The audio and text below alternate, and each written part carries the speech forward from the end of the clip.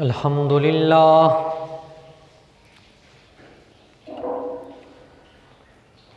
الحمد للہ وکفی والصلاة والسلام علی من لا نبی بعدہ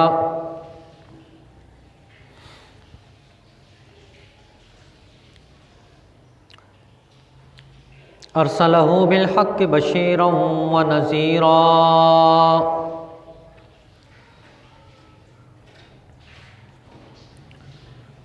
وداعیا الی اللہ بإذنہ وسراجا منیرا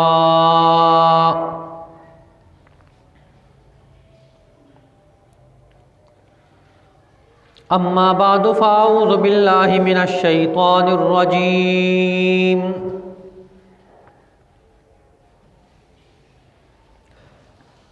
بسم اللہ الرحمن الرحیم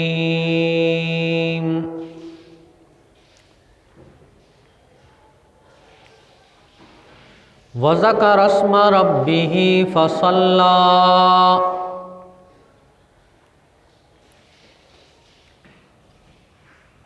آمنت باللہ صدق اللہ العظیم وبلغنا رسولہ النبی الکریم ونحن على ذلك لمن الشاہدین والشاکرین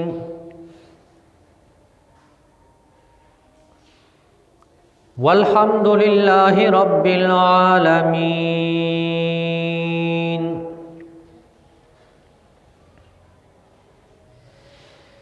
قابل صد احترام و تکریم میرے واجب الاحترام دوستوں، بزرگوں، عزیز نوجوان ساتھیوں،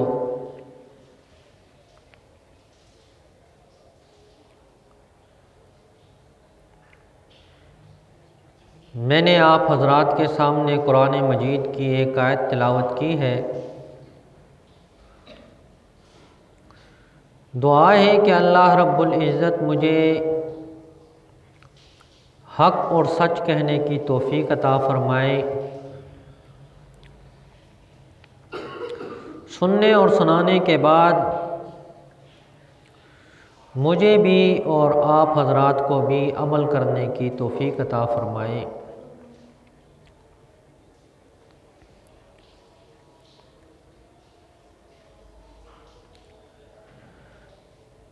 دنیا کے اندر انسان کے آنے کا مقصد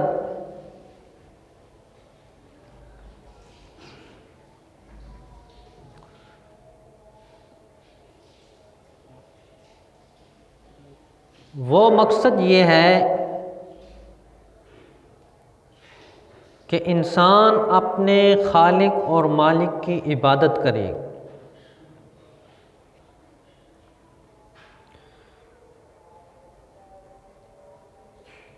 اور عبادت بھی خالص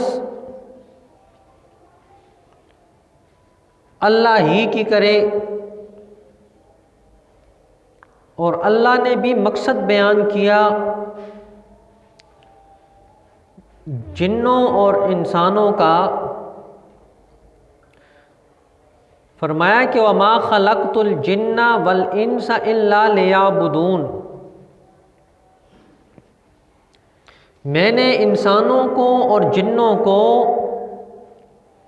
اپنی ہی عبادت کے لیے پیدا کیا ہے۔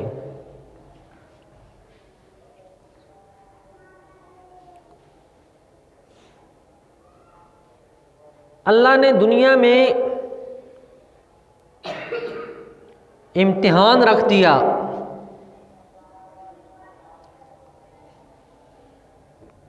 کہ یہ انسان دنیاوی ضروریات میں رہ کر مجھے یاد کرتا ہے یا نہیں کرتا۔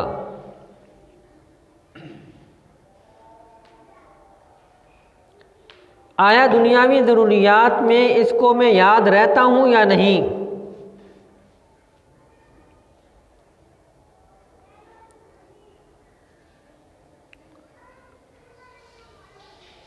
تو انسانی ضروریات کے تحت جو انسان اللہ کو یاد رکھتا ہے وہی شخص دنیا میں بھی کامیاب ہے اور آخرت میں بھی کامیاب ہے۔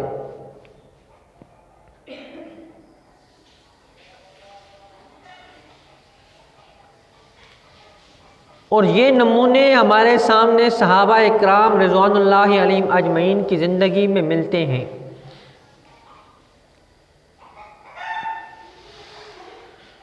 کوئی ڈکی چھپی بات بھی نہیں،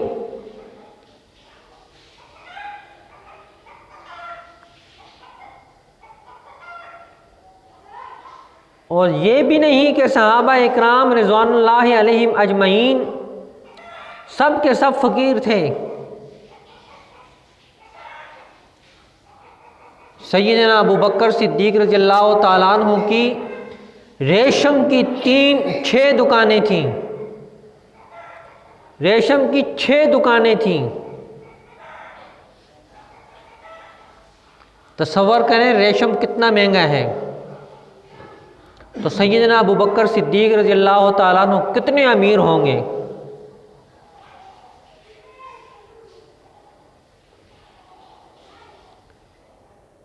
انہوں نے اپنا سارا کچھ دین پر لگا دیا اور خود دین پر قائم دائم رہے۔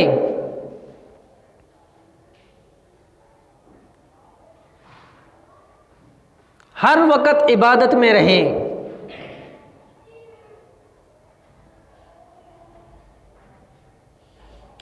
یہ تو تصور پیش کیا جاتا ہے نا، صحابہ اکرام فقیر تھے جی، سر پہ ٹوپی نہیں تھی، پاؤں میں جوتے نہیں تھے، کپڑے تن پہ پورے نہیں تھے، یہ سب صحابہ نہیں تھے۔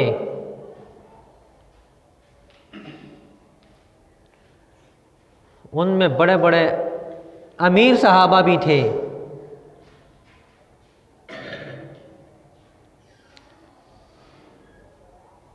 بغیر مالداری کے سخاوت نہیں ہوتی۔ ایک آدمی کہے جی میں بڑا سخی ہوں، جیب میں کچھ بھی نہیں ہے۔ سیدنا عثمان رضی اللہ تعالیٰ عنہ کو سخی کا لقب دیا گیا۔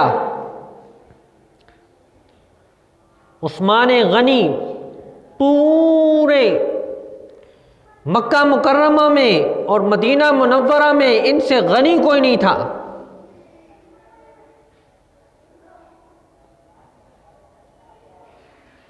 لیکن اللہ کی یاد میں رہتے تھے، ہر وقت اللہ کو یاد کرتے تھے۔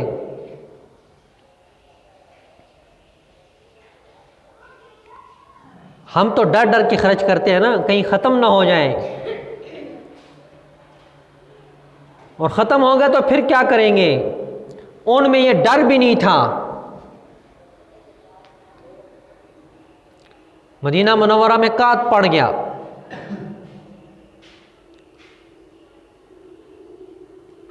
تو وپاری جتنے تھے وہ انہیں خبر ہوئی کہ عثمان رضی اللہ تعالیٰ عنہ کا قافلہ آ رہا ہے اور بہت بڑا قافلہ ہے، ان سے مال خرید کے دگنے داموں پہ بیچیں گے، جس طرح ہمارے ہاں ہوتا ہے۔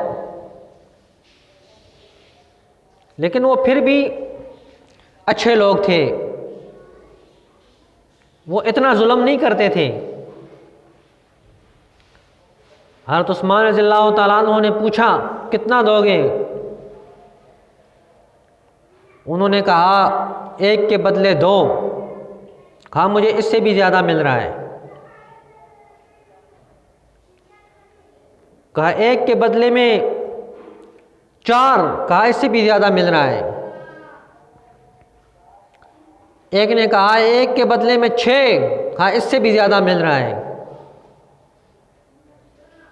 ایک نے کہا 1 کے بدلے میں 7۔ کہا اس سے بھی زیادہ مل رہا ہے۔ کہا اس سے زیادہ تو ہم نہیں دے سکتے۔ وہ کون سا وپاری ہے جو آپ کو 1 کے بدلے میں اس سے بھی زیادہ دیتا ہے، 7 سے بھی؟ کہا ایک ہے، ایک ذات ہے جو 1 کے بدلے میں مجھے 10 دے گی، اور اعلان کر دیا کہ میرا جتنا بھی غلہ ہے سب کے سب مدینے کے فقراء میں فری تقسیم کر دو۔ سارا کے سارا غلہ انہوں نے تقسیم کر دیا اور کسی کو خبر تک نہیں ہوئی۔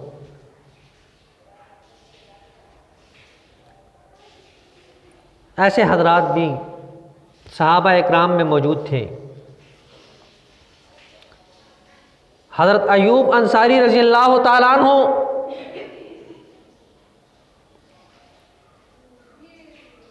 بڑے مالدار صحابی تھے۔ ایک صحابی ہجرت کر کے آئے، آپ صلی اللہ علیہ وسلم نے مخاوات کا عمل کیا تھا، بھائی چارہ وہاں بنایا تھا۔ ایک صحابی کے ساتھ ان کو بھی جوڑ دیا کہ یہ آپ کا بھائی ہے دینی۔ وہ گھر آیا، اس نے تمام چیزوں کو نصف کر دیا اور ان کے سامنے پیش کر دی کہ آپ کو رسول اللہ صلی اللہ علیہ وسلم نے میرا بھائی بنایا ہے، یہ میرا مال ہے، ہر چیز تمہارے سامنے ہے، جو تمہیں پسند ہے اس میں سے لے لو۔ انہوں نے کہا یہ اللہ آپ کو مبارک کرے، مجھے صرف بازار کا رستہ دکھا دو۔ بعد میں وہ صحابی امیر ترین صحابی بنے۔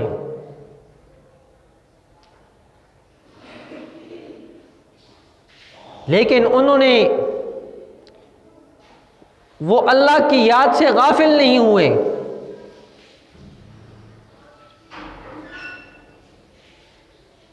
اور اللہ رب العزت نے بھی خصوصیت سے کہا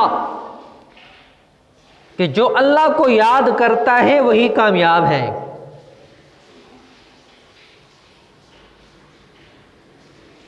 اللہ کو یاد کرنا آسان ہے، دل میں یاد کرو، زبان سے یاد کرو، کلمہ طیبہ کا ورد کرو، ہر وقت اللہ رب العزت کی یاد میں مشغول آدمی رہ سکتا ہے۔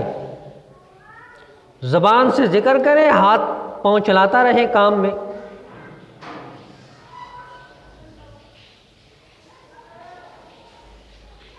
اور یہ ہمارے اکابرین نے کر کے دکھایا ہے۔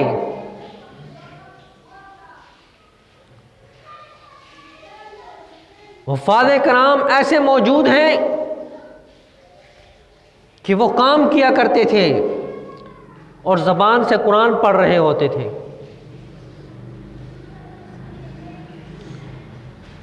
فضائل صدقات میں ایک واقعہ لکھا ہے کہ ایک اللہ والا کہیں جا رہا تھا تو راستے میں ایک قبرستان سے گزرا۔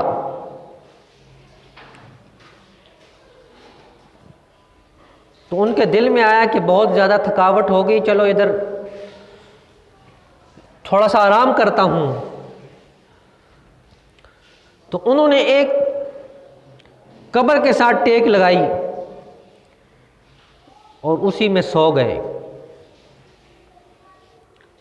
تو ان کو قبر کے حالات دکھائے گئے۔ ایک شخص کرسی پہ بیٹھا ہوا ہے اور بہت سارے لوگ تحائف آتے ہیں تو وہ ان کی طرف لپک پڑتے ہیں، لیتے ہیں اپنا حصہ، اور وہ مزے سے بیٹھا ہوا ہے۔ تو فرماتے ہیں کہ میں خواب میں اس کے قریب ہوا کہ تم کیوں نہیں لیتے ہو؟ تو اس نے کہا مجھے ان سے بھی بڑھ کر آتا ہے، میرا ایک بیٹا ہے، حافظ قرآن ہے، وہ روزانہ ایک قرآن پاک پڑھ کے مجھے بخشتا ہے، اور یہ مسلمانوں کے وہ اعمال ہیں جن کا ثواب قبر والوں کو دیتے ہیں، پہنچاتے ہیں، یہ وہ تقسیم ہوتا ہے۔ وہ فرماتے ہیں میری آنکھ کھلی، جو نشانی بتائی گئی تھی میں وہاں پہنچ گیا، دیکھا ایک شخص مٹھائی کی دکان کر رہا ہے اور وہ مٹھائی تول رہا ہے، لیکن اس کی زبان کو حرکت ہو رہی ہے اور میں دیکھ رہا ہوں اس کو بڑے غور سے۔ جب وہ فارغ ہوا، میری طرف متوجہ ہوا تو میں نے اس سے نام پوچھا تو وہی نام بتایا۔ تو میں نے اسے کہا تم یہ کیا پڑھتے ہو؟ تو اس نے جواب دیا کہ میں روزانہ ایک قرآن پاک ختم کرتا ہوں اور اس کا ثواب میرے والد صاحب فوت ہو گئے ان کو پہنچاتا ہوں۔ کہتے ہیں میں سفر سے واپس آیا تو اسی قبرستان میں آیا، پھر مجھے تھکاوٹ تھی تو میں وہیں بیٹھا، قبر کے ساتھ ٹیک لگائی، تو پھر وہی منظر مجھے دکھایا گیا تو دیکھا کہ وہ شخص جو پہلے کرسی پہ بیٹھا ہوا تھا اب وہ بھی چیزیں چن رہا ہے اپنے لیے۔ جب میں قریب ہوا تو میری آنکھ کھل گئی۔ فرماتے ہیں کہ میں ادھر سے ہی چلا واپس اس جگہ پہ، جب پہنچا تو دکان بند تھی۔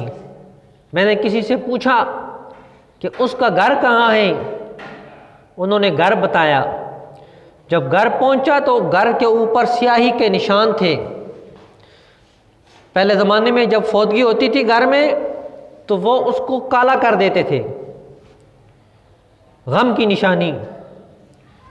تو کہتے ہیں میں نے تعزیت کی، پوچھا 3 دن ہو گئے ہیں یہ فوت ہو چکا ہے۔ تو جنہوں نے عمل کر کے دکھانا ہے وہ دکھا چکے ہیں، زبان سے وہ قرآن پڑھ رہا ہے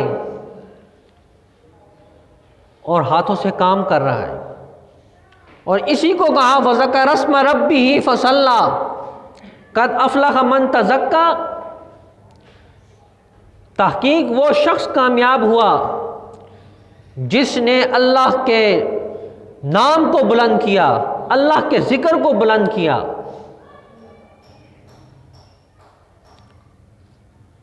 آگے فرمایا کہ فصلى، نماز کو بھی ادا کیا۔ ذکر بغیر نماز کے نہیں ہے، ورنہ ذاکرین کی ایک جماعت موجود ہے، ان سے کسی نے پوچھا کہ تم نماز کیوں نہیں پڑھتے ہو؟ انہوں نے کہا قرآن میں حکم ہے وَأَقِمِ الصَّلَاةَ لِذِكْرِي، نماز تو ذکر کے لیے پڑھی جاتی ہے، تو ہم نے ذکر ہی شروع کر دیا، دن کو بھی رات کو بھی۔ لیکن وہ بھی جہنم میں جائیں گے، وہ ذکر ان کو فائدہ نہیں دے گا جب تک وہ نماز نہیں پڑھتے۔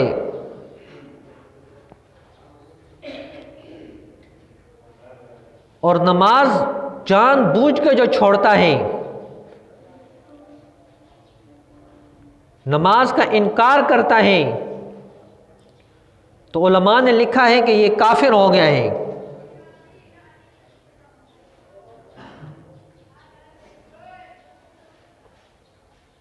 بادشاہ وقت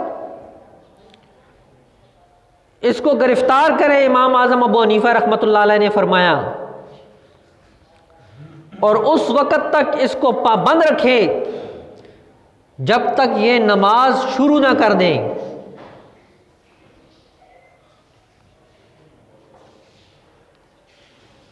ہمارے ہاں تو بڑا آسان کام ہے،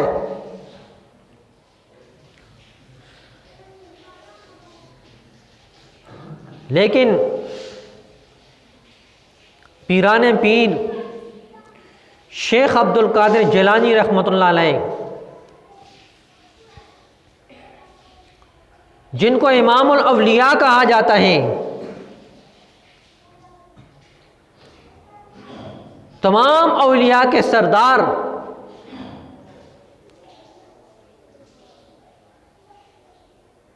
جن کے بارے میں آتا ہے روایات میں کہ وہ ہر وقت اپنے چہرے کو چھپا کے رکھتے تھے شاگرد نے پوچھا کہ اس کی کیا وجہ ہے؟ کہا کہ میرے چہرے پر بے نمازی کی نظر نہ لگ جائے،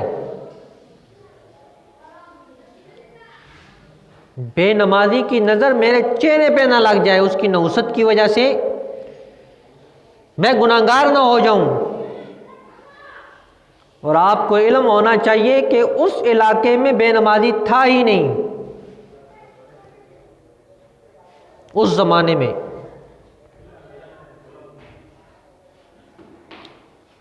انہوں نے غنیت الطالبین میں ایک بات لکھی ہے، فرمایا کہ جو شخص نماز نہیں پڑھتا، فرمایا وہ کافر ہو جاتا ہے۔ فَنِکَاحُهُ بَاطِلٌ، 3 دفعہ فرمایا کہ اس کا نکاح باطل ہو جاتا ہے۔ اتنی بات پہ انہوں نے بس نہیں کی کہ کچھ نرمی ہو گئی، آگے انہوں نے کہا کہ یہ بے نمازی آدمی اگر مر جائے اس حالت میں تو اس کو مسلمانوں کے قبرستان میں دفن کرنے کی اجازت نہیں، اس کو کفار کی قبرستان میں دفن کرو، کلمہ پڑھنے والا ہے، کلمہ پڑھتا ہے، لیکن اتنا سخت حکم انہوں نے بیان کر دیا بے نمازی کے لیے۔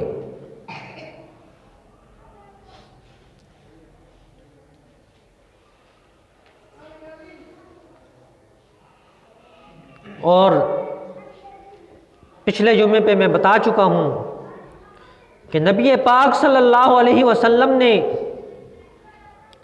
فرمایا کہ میں لکڑیاں جمع کروں اور ان لوگوں کو جو گھروں میں بلا وجہ نماز پڑھتے ہیں، یعنی جو لوگ نماز پڑھتے ہیں ان کی بات ہو رہی ہے، لیکن گھر میں پڑھتے ہیں ان کے گھروں کو آگ لگا دوں۔ تو جو نہیں پڑھتے ان کے لیے کتنا سخت غصہ ہوگا۔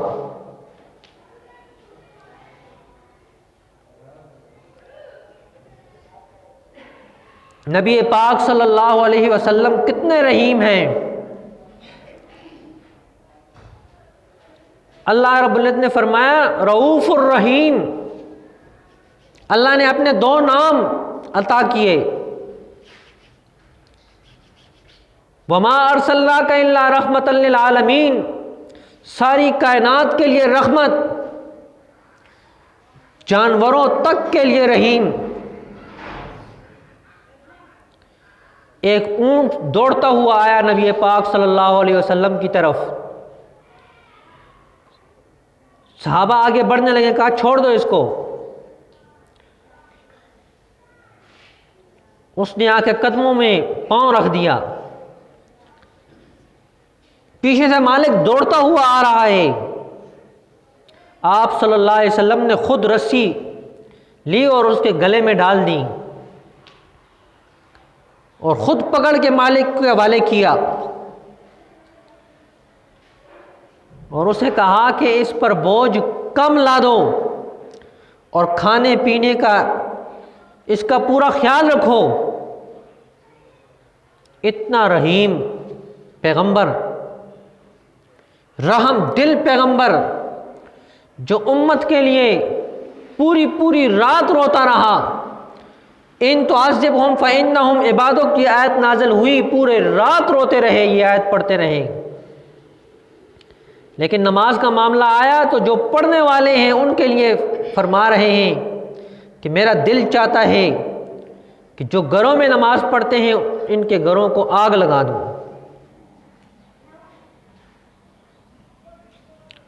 تو جو نہیں پڑھتے ان کا کیا عالم ہوگا؟ تو کامیابی کے لیے 2 شرطیں ہیں کہ ایک وہ اللہ کا ذکر کرتے ہوں، اللہ کا نام بلند کرتے ہوں، اور ساتھ فرمایا کہ نماز کی پابندی کرتے ہوں۔ اور نماز کی پابندی ہر زمانے میں تھی، لیکن انگریز کے آنے کے بعد جب خودسری آئی لوگوں میں اور مسلمانوں نے اپنا کام چھوڑ دیا،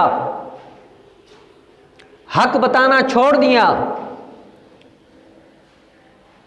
اور علماء سے رابطہ چھوڑ دیا، تو دین کے اندر بھی کمزوری آنا شروع ہو گئی۔ جتنا علماء سے دور ہوتے گئے اتنی ہی دین میں کمی آتی گئی۔ یہ تو اللہ رب العزت نے کرم فرمایا کہ ہمیں ایسے علماء اکرام اہل حق دے دیے کہ انہوں نے ہر چیز ہمارے سامنے واضح کر کے رکھ دی، ورنہ پہلے بڑی مشکلات تھیں، ایک بات کو سمجھنے کے لیے بڑی مشکلات ہوا کرتی تھیں۔ علماء دیوبند نے ہر چیز کو واضح کر کے اردو زبان میں پیش کر دیا، فضائل میں کتب لکھ دی، مسائل میں لکھ دی ہیں،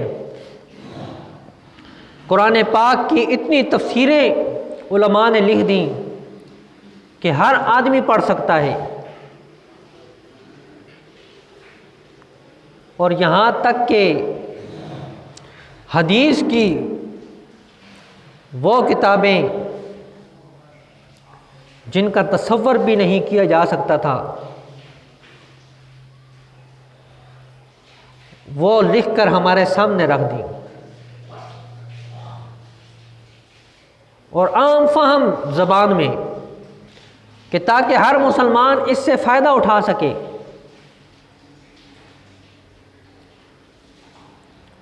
اکابرین میں سے ایک بزرگ گزرے ہیں،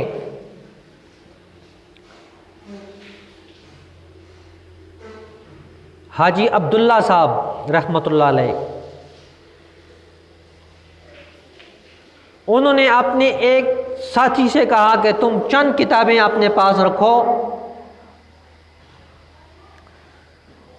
تو تم کبھی گمراہ نہیں ہوگے۔ فرمایا کہ ایک اپنے پاس تعلیم الاسلام رکھ لو، چھوٹی سی کتاب، اور جس ہستی نے لکھی ہے مفتی اعظم ہند، معمولی آدمی بھی نہیں، اور اتنا وسیع علم والا شخص، مصر یونیورسٹی میں ایک مسئلے پہ بحث ہو گئی تو انہوں نے ایک جماعت کو دارالعلوم دیوبند بھیجا کہ جاؤ وہاں پہ مفتی کفایت اللہ صاحب سے پوچھ کے آؤ۔ جب آئے تو کسی نے بتایا کہ اس رستے پہ گئے ہیں، وہاں سے سبزی لیتے ہیں۔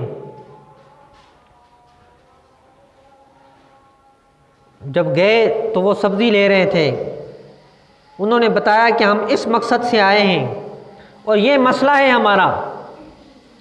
انہوں نے اسی وقت اس دکاندار سے کاغذ لیا اور وہیں پہ کھڑے ہو کر ان کو جواب لکھ کے دے دیا کہ آپ کے مسئلے کا یہ جواب ہے اور فلاں کتاب میں لکھا ہے۔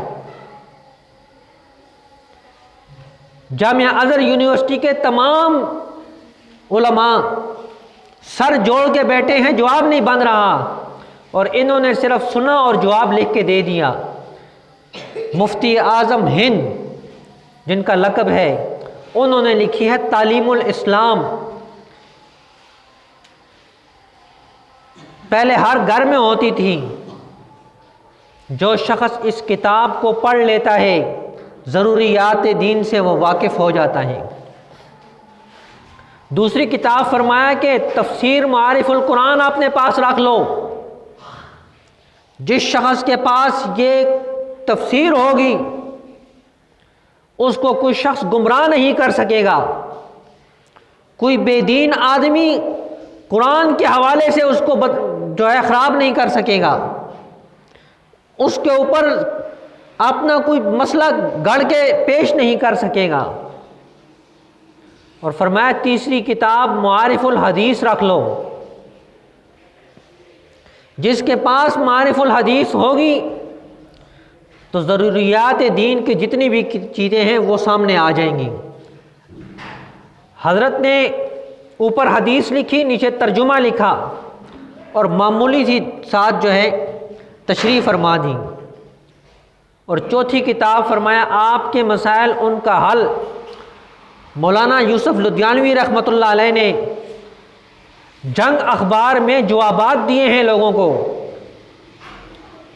اور وہ کتابی شکل میں 10 جلدوں میں آ گئی۔ کہا اس کو رکھ لو تو آپ کو اکثر جو مسائل پیش آتے ہیں ان کے اوپر عبور حاصل ہو جائے گا۔ تو اللہ رب العزت نے ان علماء اکرام کو جزائے خیر دے، ہمارے سامنے دین کو بالکل کھول کے رکھ دیا۔ تو میں عرض کر رہا تھا